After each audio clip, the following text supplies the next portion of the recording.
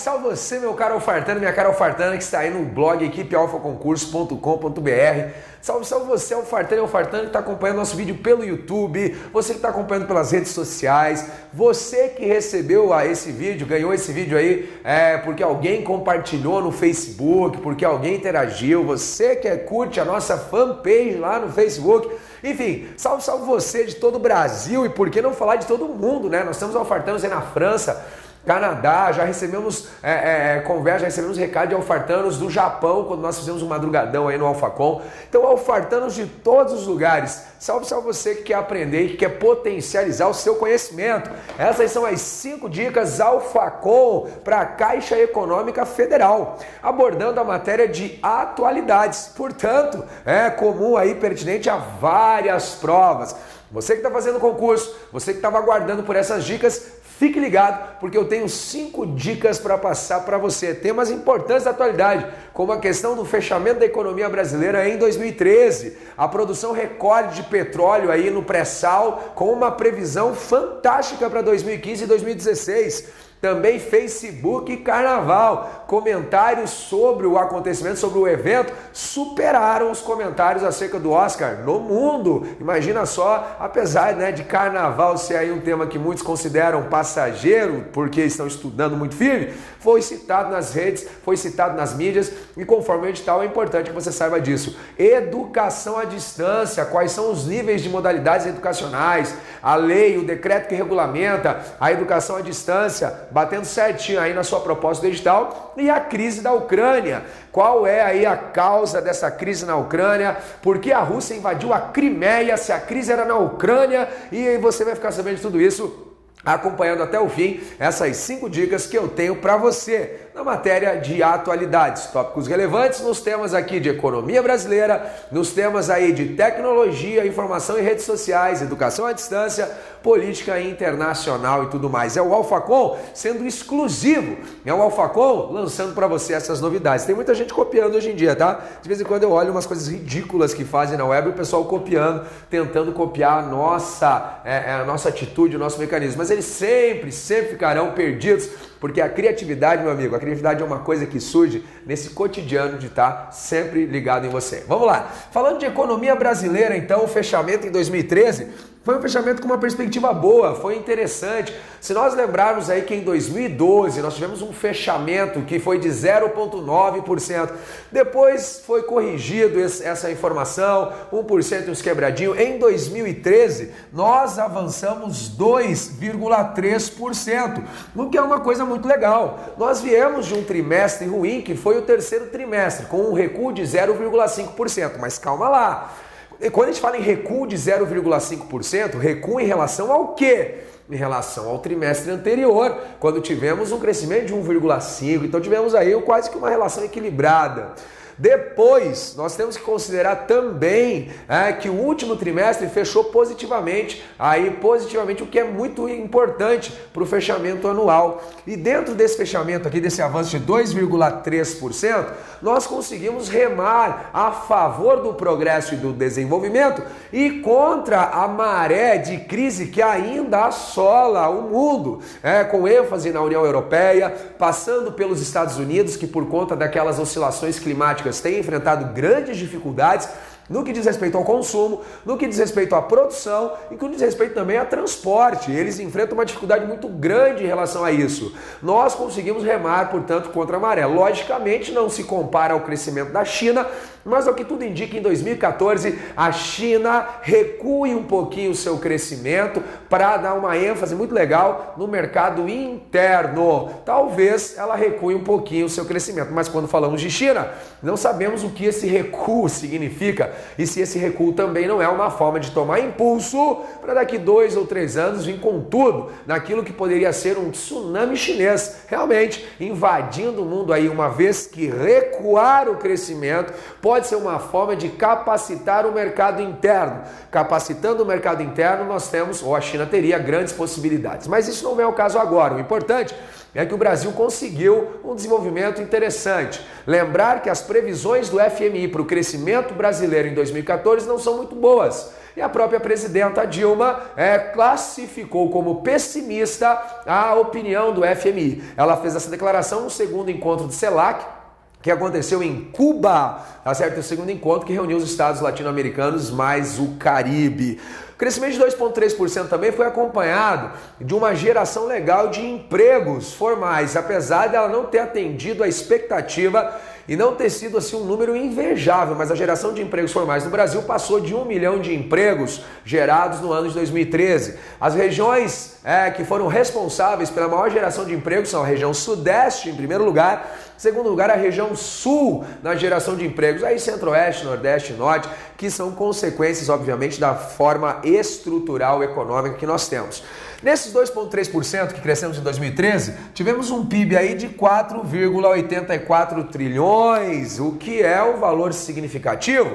Porém, não é um valor assim tão importante ou tão representativo se compararmos as maiores economias, como Estados Unidos, China, Japão, Alemanha. O Brasil fica brigando sempre com o Reino Unido, na sua posição entre as economias globais, entre as maiores economias do mundo, mas o Brasil sim tem uma representatividade significativa na Unasul, no Unasul, no Mercosul e na economia do Cone Sul, sem dúvida nenhuma. Também temos uma representatividade muito importante na economia americana e boas relações com os outros mercados globais. E sem contar que nós teremos em 2014 um grande evento que é a Copa do Mundo, que possivelmente traga pontos positivos e negativos. Quais são os pontos positivos? Vai atrair muita gente para cá, uma circulação de capital muito forte, mas temos que ficar atentos, porque a vinda maciça de estrangeiros para o Brasil pode gerar um processo inflacionário. O comércio vai querer tirar proveito disso. Então, para a circulação de capital é legal, mas dificilmente o estrangeiro vem para cá para fazer investimentos no Brasil. O estrangeiro, a pessoa, o cara que vem para cá, ele vem para gastar no hotel, ele vem para gastar no restaurante, ele vem para gastar nos motel aí para fazer uns negocinhos, enfim. Mas isso pode inflacionar temporariamente a nossa economia. E tá certo mesmo, tem que explorar essa gringaiada aí, entendeu? Tem que explorar mesmo, vamos tirar proveito. Eu não concordei com o que você falou, mas meu amigo, temos que tirar o proveito. A gente vai pra lá, os caras tiram o couro da gente, os gringos vêm pra cá, todo mundo fica pagando pau. Eu acho engraçado isso. Você vai lá pros estrangeiros, tem que saber falar a língua dos caras. Você vai pra lá, tem que saber se relacionar com os caras. Os caras vêm pra cá, a gente fica pagando pau. Se liga, meu irmão, o negócio aqui é brasileiro mesmo, é tupiniquim, semana de arte moderna na cabeça.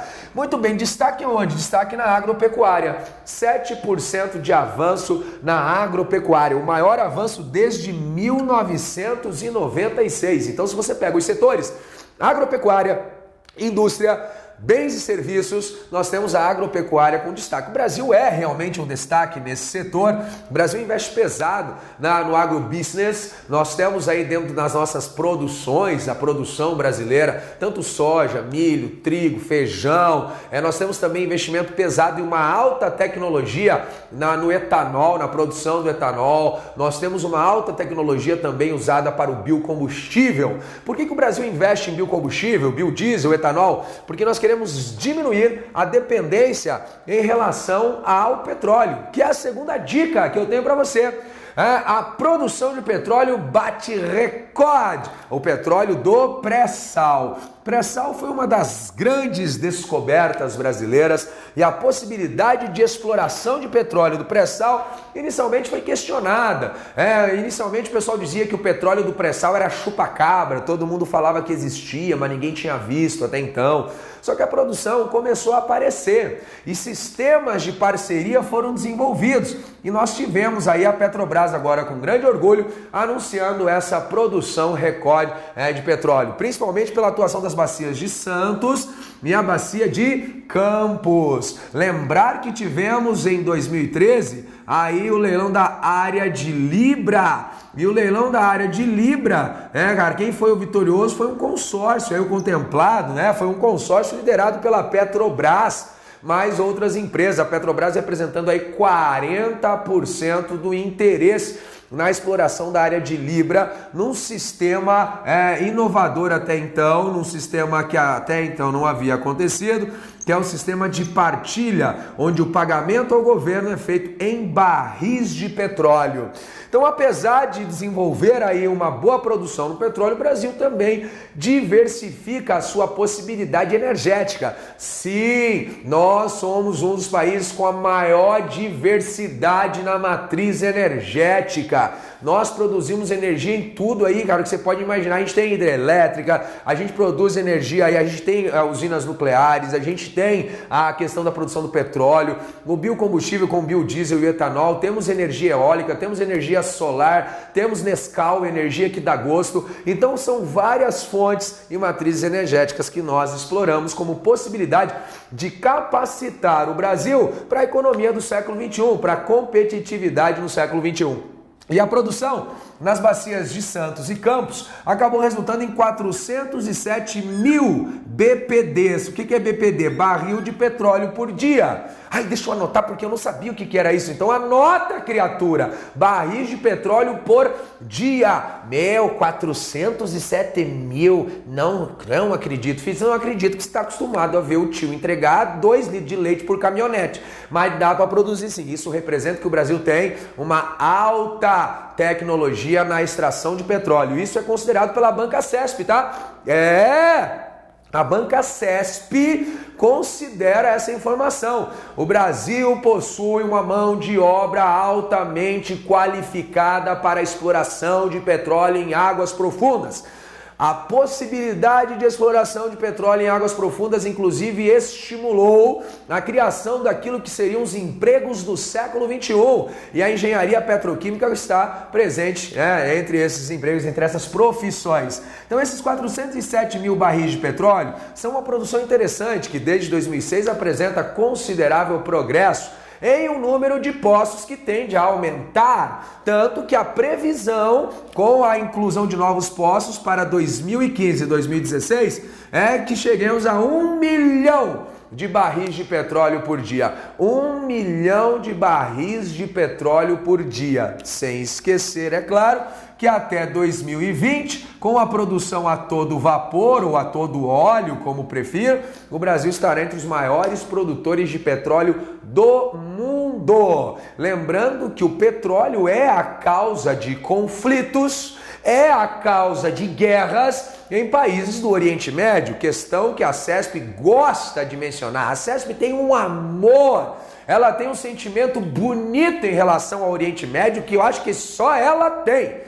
E sempre ela dá uma citadinha no Oriente Médio. A vantagem é que para acertar a questão sobre o Oriente Médio, você tem que lembrar que está sempre em conflito, está sempre em confusão, está sempre em guerra e que sim, o petróleo está entre as causas dessas guerras, as causas desses conflitos, beleza? Mas é assunto chato. O negócio mais importante mesmo é beleza? O negócio mais importante é carnaval. É isso aí, gente. Que coisa linda esse trio elétrico. Vamos lá, mãozinha pra cima, bate na palma da mão. Que coisa linda, gente. Vamos lá no lepo-lepo. É isso aí. Viva o carnaval! Mas pode virar questão de prova. Ah, duvido. Filho, duvido. Você tá doido. É imprevisível.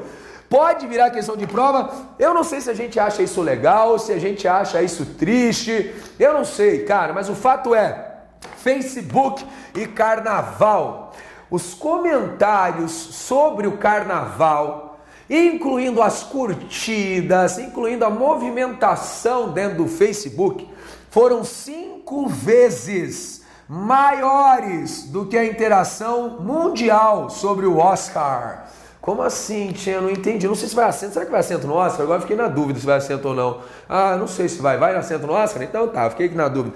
Então olha que interessante. O mundo inteiro comentou sobre o Oscar, só que o Brasil, só com o carnaval, comentou 5 vezes mais do que o mundo comentou sobre o Oscar.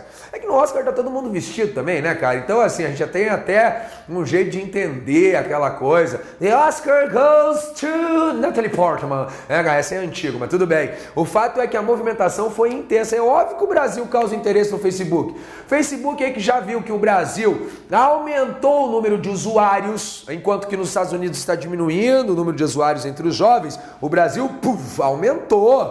O Facebook que comprou recentemente o WhatsApp, o Facebook tem uma atenção especial com o Brasil, lógico. 125 milhões de comentários abordando de alguma forma, de alguma maneira, o assunto carnaval. 125 milhões de comentários. Em São Paulo, o mais citado foi a escola Vai Vai, e no Rio de Janeiro, a Portela foram as mais citadas e comentadas no Facebook. Agora, os dados não param por aí, não. Cerca de 28 milhões de usuários no Brasil, o que corresponde a 34% do público do Facebook no Brasil, de alguma forma estiveram ou curtindo alguma coisa de carnaval, ou compartilhando alguma coisa de carnaval, ou comentando sobre o carnaval, ou postando foto do carnaval, que essa foi a pose mais interessante, né? Todo mundo, daqui uns anos, quando futuros arqueólogos pesquisarem sobre nossa civilização, vão falar que era tudo maneta, porque só aparece aqui, né?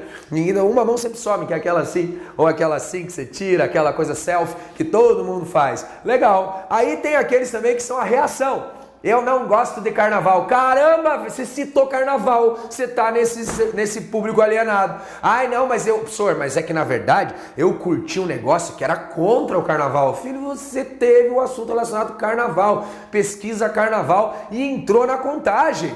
É isso que eu acho absurdo. Tem gente que acha que está protestando. Eu acho muito legal quando vem aquelas postagens no Facebook. No Facebook eu só compartilho coisas legais e inteligentes. Você está sendo alienado igual, para! Eu não estou falando que tem que parar com o Facebook, não confunda as coisas. Eu estou falando que não dá para posar de intelectual usando o Facebook. Dá sim, a gente pode usar o Facebook para proliferar poesia, literatura, erudição. Filho, para com isso. Isso é a justificativa que a gente está dando. Mas para o cara lá de investidor, para o cara que tem ações do Facebook, o que ele quer saber é se tem gente se movimentando dentro do Facebook. Não interessa se você está compartilhando Beethoven ou Luan Santana. Não interessa se você está compartilhando Johann Sebastian Bach ou você está compartilhando, sei lá, Valesca Popozuda. O negócio é que você tem que estar dentro do Facebook de algum jeito. Então você está na estatística também, mesmo se você fez protesto, tá? Olha que interessante, o Oscar gerou no mundo 25 milhões de comentários. No mundo! E o carnaval, 125 milhões de comentários no Brasil. Gente, pelo menos alguma estatística a gente está liderando, né? Pelo menos alguma coisa a gente ficou na frente do Oscar, já que nunca indicam a gente aqui, então, já que nunca indicam a gente pro Oscar, pelo menos a gente agora tá liderando. Indicam, né? Mas a gente sempre fica lá para trás também, a gente sempre fica, o pessoal do Oscar, ô seu Oscar, o senhor tá me assistindo? Look for me, please, man. Deixa o Brasil participar, deixa o Brasil chegar lá para receber o troféu. Imagina, né, cara? Eu queria que o Carlinhos Brau fosse receber o troféu, todo mundo recebia o troféu ali, olha a água mineral, vamos lá, gente, ia ser legal, né? Era o Brasil aí no Oscar. Gente, educação à distância. Mas você não vai falar desse EAD? É a mesma coisa. Educação à distância é a nossa quarta dica deste nosso bate-papo. Quando a gente fala em educação à distância, por favor, né? Você tem que lembrar que ela expande a partir da expansão da internet. Se você tem a internet lá ganhando um impulso em 1991, ganhando uma expressão considerável em 1992, a partir de 1994 você tem a expansão da modalidade que nós conhecemos como educação à distância. A educação à distância, ela é um mecanismo interessante utilizado para várias coisas, uma vez que ela apresenta vários níveis de modalidades educacionais. A educação à distância, ela colabora para cursos de profissionalização para a educação de jovens e adultos. E hoje em dia muitos cursos já são reconhecidos pelo Ministério da Educação. Entra aqui, por exemplo, aqueles cursos à distância que você faz, até de tecnólogo ou coisas assim. Aí muitos alunos perguntam, mas é válido, tia? Eu quero fazer um concurso que exige nível superior. Nesse caso, é válido ou não é válido? Veja, parta sempre do princípio do reconhecimento ou não pelo MEC. Se o MEC reconheceu, tá tudo certo. Mas é tecnólogo em desenvolvimento de tecidos aéreos para embalagens de foguete. Não tem problema. Se o MEC reconheceu o seu curso, tá valendo, meu filho. É o que importa. Pode ser tecnológico, pode ser o que for. O importante é o reconhecimento pelo MEC. A educação à distância, ela tem as suas bases legais também aqui na Lei de Diretrizes e Bases na Educação Nacional. É aqui que estão as bases legais. A Lei 9394/96. Você fez algum curso superior na área de pedagogia ou que tenha a licenciatura, você viu essa porra dessa lei. Desculpa, com todo respeito, a porra da lei. E eu vi isso na faculdade, até hoje eu não lembro disso. Eu não lembro, porque eu lembro que era uma professora, gente boa, mas chata que é o cão. E eu, mas da onde que eu vou usar isso? Então, mas tá lá na Lei, né, de Diretrizes e Bases da Educação Nacional, número 9.394 de 96, que foi regulamentada pelo decreto 5622 de 2005, que acabou revogando alguns outros decretos aí. Essa é a base, aqui estão as bases legais para a educação à distância. Lembrando que mesmo a educação, sendo educação à distância, algumas situações, alguns momentos são obrigatórios presenciais. Chamados obrigatórios momentos presenciais, tá? Como assim? Simples, alguns momentos presenciais são obrigatórios. Onde? Avaliação, estágio, defesa de trabalho e conclusão de cursos. E aí cada uma delas elabora a sistemática da melhor maneira. Cada uma delas elabora o formato da melhor maneira, ok? Mas nós temos essa ressalva aqui. Dentro da educação à distância, nós temos níveis de modalidades educacionais, que são níveis onde nós podemos estruturar e fundamentar a organização da modalidade. Então presta atenção, nós temos educação básica, tá? Educação básica como uma das modalidades, um dos níveis. Educação de jovens e adultos é um dos níveis de modalidade educacional. Educação especial, educação profissional e educação superior. Então, por exemplo, você vai fazer curso de aperfeiçoamento no sistema de educação à distância, tá numa classificação aqui. Você vai fazer um curso de nível superior, tá aqui na classificação. Você vai fazer um curso especial, tá aqui na classificação. A educação de jovens e adultos, tá aqui. A educação básica tá aqui. E a educação à distância, então, ela é hoje utilizada como um mecanismo de expansão da educação, num compromisso reconhecido e firmado. E existem muitos cursos reconhecidos, muitos cursos que são viáveis, muitos cursos que às vezes, inclusive, o indivíduo acompanha e dá muito mais valor à distância, porque ele tem lá o compromisso dele de acompanhar, às vezes tem um tutor presencial. Lógico que tem curso que não daria para fazer à distância, mas o cara fazer medicina à distância, ele fica acompanhando lá o vídeo, aí volta e meia ele vai lá para dar uma fatiada no cara. Não dá, mas existem cursos técnicos profissionalizantes, cursos a educação de jovens e adultos, que são propostas interessantes. Lembrar que o governo já trabalhava com isso, o governo já tinha umas sistemáticas assim, e não é novidade de educação à distância. Nos moldes que temos hoje, sim, mas nós lembramos antigamente onde você comprava guias e estudava por aqueles guias, respondia cartão resposta e enviava, onde você era avaliado. Temos também o Telecurso 2000, que é uma outra modalidade dentro desse processo educacional, mas a educação à distância, nessa configuração, ela atende a demanda e é uma parte da demanda e ela contempla assim bastante gente e é um projeto que vem dando certo no Brasil, tá bom? Vamos para a quinta e última dica de atualidades para a Caixa Econômica Federal, a crise na Ucrânia. Então, o que você tem que lembrar para entender a crise na Ucrânia? Vamos lá, alguns nomes que você precisa lembrar: Ucrânia, Rússia, Crimeia, União Europeia, Estados Unidos. Beleza? Tranquilo. O que acontece? Acontece que em 1917, um cara chamado Vladimir Ilyich Ulyanov, mais dois amigos dele, Leon Davinovich Bronstein e Yosef Vissarionovich Djugashvili, lideraram o que ficaria conhecido como Revolução Russa, a Revolução Bolchevique. Stalin, Lenin e Trotsky. E ao liderar a Revolução Russa, eles implantaram pela primeira vez na história, desconsiderando a Comuna de Paris, eles implantaram um regime socialista, não nos moldes do que Marx diria, mas inspirado em alguns pontos das ideias marxistas. Em 1922, visualizando potencializar a força dessa estrutura, nós temos a formação da União das Repúblicas Socialistas Soviéticas. 1922, União das Repúblicas Socialistas Soviéticas. Essa União das Repúblicas Socialistas Soviéticas era formada inicialmente por Rússia, Bielorrússia, Ucrânia e Transcaucásia. Só que ao longo dos anos, até 1991, quando a União Soviética acaba, ela cresceu bastante e passou a ter vários países girando em torno da órbita de Moscou. Em 1991, a União Soviética acabou.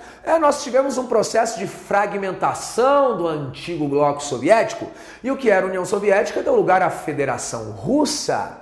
Só que ela perde várias repúblicas que estavam no bloco soviético. E algumas repúblicas continuam com uma grande influência da Rússia, na Federação Russa. O caso da Ucrânia, que se tornou independente em 5 de maio de 1992, mas por opção resolveu continuar, a Ucrânia, ela resolve continuar aliada à estrutura toda aí, tá? A Ucrânia e a Crimeia. Foi a Crimeia que se tornou independente em 5 de maio de 1992, tá? Só fazendo uma ressalva aqui para você não se atrapalhar. Então a Ucrânia e a Crimeia se tornam independentes, se separam da Rússia. Beleza, show de bola, sem problema nenhum. Mas ainda existe uma influência muito grande da Rússia dentro da Ucrânia e dentro da Crimeia.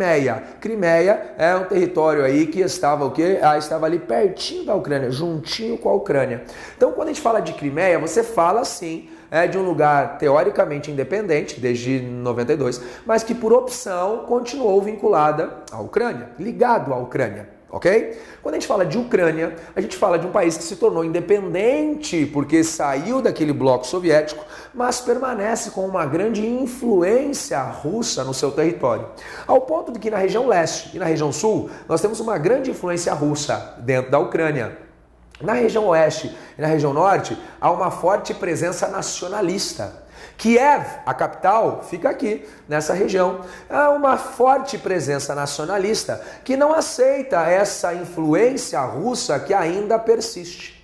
Em 21 de novembro de 2013, o então presidente Viktor Yanukovych, ele rejeitou assinar um acordo com a União Europeia, porque Vladimir Putin estava financiando Viktor Yanukovych. O presidente da Rússia tinha todo o interesse em que a Ucrânia não passasse a pertencer e aderir à União Europeia, para que a Rússia exercesse uma influência maior sobre a Ucrânia.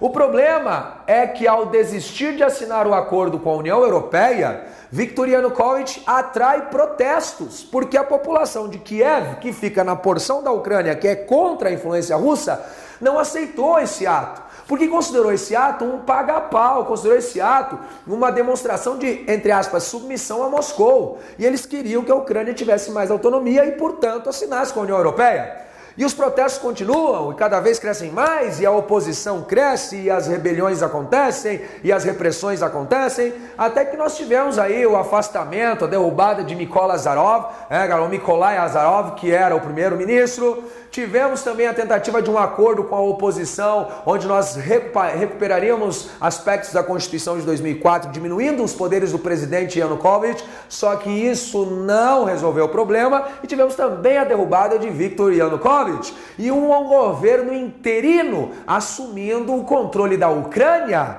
Então, logo esse governo interino assumiu o controle da Ucrânia, ele já se manifesta alegando que a adesão à União Europeia é prioridade. E as eleições foram antecipadas, e ao que tudo indica, se as eleições acontecerem, a adesão à União Europeia vai acontecer também. Só que se a Ucrânia aderir à União Europeia, a Rússia perde a influência sobre a Ucrânia. Aproveitando essa situação, Vladimir Putin fez uma coisa que, com todo o respeito, os Estados Unidos sempre fizeram.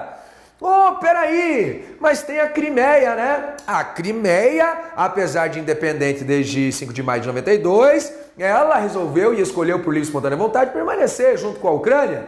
Então nós vamos invadir a Crimeia com tropas militares, apoio político, um respaldo do Yanukovych, que não reconhece a sua deposição.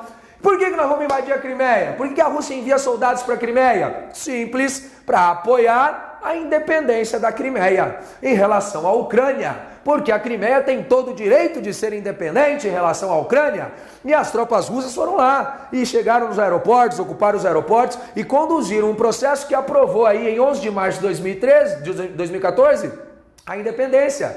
e um referendo para 16 de março que será votado aí pela população para dizer se a população quer ou não quer se desligar da Ucrânia. E aí os Estados Unidos ficaram putinho com Putin. É simples, a Rússia não tem direito de fazer isso. Os Estados Unidos têm. Eles podem invadir o Iraque, derrubar Saddam Hussein, levar liberdade para o povo iraquiano. A Rússia não pode.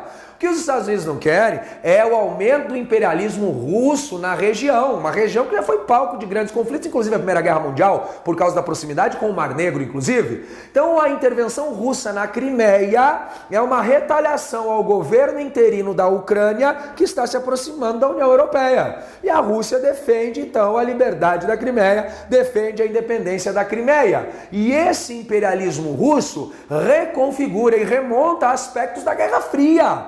Posso afirmar isso? Uma questão pode trazer isso? Pode. Dizer que recentemente os acontecimentos envolvendo Ucrânia, Crimeia, Rússia, União Europeia e Estados Unidos remetem ou rememoram épocas da Guerra Fria, sim? Porque Rússia e Estados Unidos não estão se atacando diretamente, mas se alfinetam indiretamente. Estados Unidos fala que Rússia será retalhada. Olha, Rússia, nós vamos tirar você do G8. E daí a Rússia sempre foi cotista no G8. Era G7 mais a Rússia. Tá um pouco se lixando. Você vai sofrer retaliações. Que retaliação? Então manda bala. Os Estados Unidos, nós temos mais de 10 mil ogivas nucleares. A Rússia fala, nós também temos. Mas nós não sei o que, nós também. E agora, ultimamente, é os Estados Unidos que está copiando a Rússia com aqueles fios de lascar lá, tá parecendo a Sibéria. Então, o que a gente observa é que existe sim uma tensão.